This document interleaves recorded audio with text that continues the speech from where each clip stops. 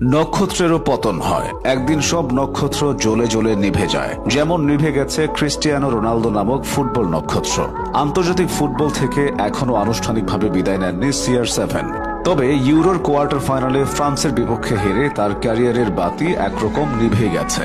সময় বয়ে যাবে নিজের ছন্দে। শুধু ইউরোর মঞ্চে আর কোনোদিন দেখা যাবে না ক্রিস্টিয়ানো রোনালদোকে। হয়তো সম্ভবত কথাগুলোর আর কোনো মূল্য নেই। পরের বারও নিশ্চয়ই ইউরো কাপ খেলবে পর্তুগাল। নতুন প্রজন্ম আর নতুন জার্সিতে নতুন স্বপ্ন নিয়ে মাঠে নামবে তারা। ইউরোপের সেরা প্রতিযোগিতায় ঘাম ঝরাবেন এক ঝাঁক উঠতি পর্তুগিজ তারকা। সঙ্গে নিশ্চয় পাবেন আজকের দিনের প্রতিষ্ঠিত ফুটবলারদের। থাকবেন না শুধু একজন, ক্যামেরা ঘুরে যাবে গ্যালারির দিকে। এক বহু পরিচিত মুখ সেখানে হাসছেন নতুনদের সাফল্য দেখে, আনন্দে চিৎকার করছেন, গোল মিস হলে আফসোস করছেন, পর মুহূর্তেই উৎসাহ দিচ্ছেন তার দেশ পর্তুগালকে। না, তখন আর তার গায়ে মেরুন জার্সিটা থাকবে না, পিছনে লেখা থাকবে না সেই বিখ্যাত 7 সংখ্যাটি। 2028 ইউরোয় তিনি আর প্রধান নায়ক নন, পার্শ্ব চরিত্র নন। ফুটবলের রঙ্গমঞ্চ থেকে দর্শকের আসনে নেমে আসা এক প্রাক্তন, যিনি ইউরোয় শেষ ম্যাচ খেলে ফেললেন ফ্রান্সের বিরুদ্ধে।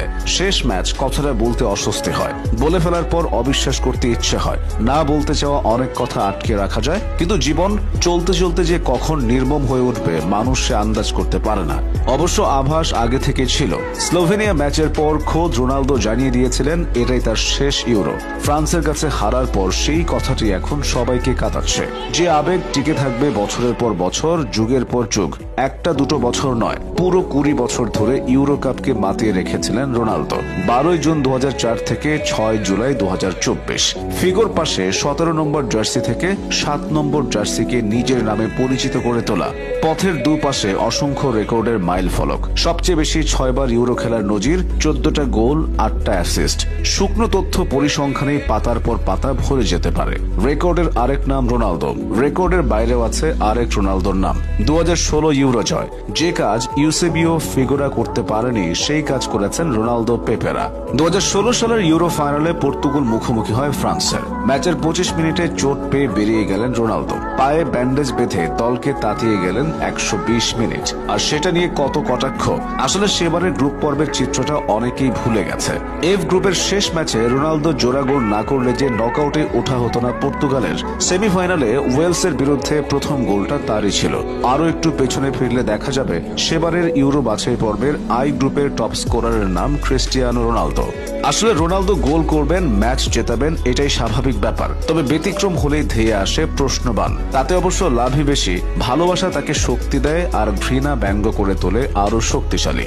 এবারের ইউরো কি তার থেকে আলাদা? তিনি পেনাল্টি মিস করছেন, যে দৃশ্যের সঙ্গে একেবারেই অভ্যস্ত নয় ফুটবল দুনিয়া। তারপর মাঠেই কেঁদে ফেলেছেন। শেষ পর্যন্ত পরিত্রাতা হয়ে উঠল গোলরক্ষক দিয়েগো কস্তার হাত। কিন্তু ফ্রান্সের বিপক্ষে সেটা আর হলো না।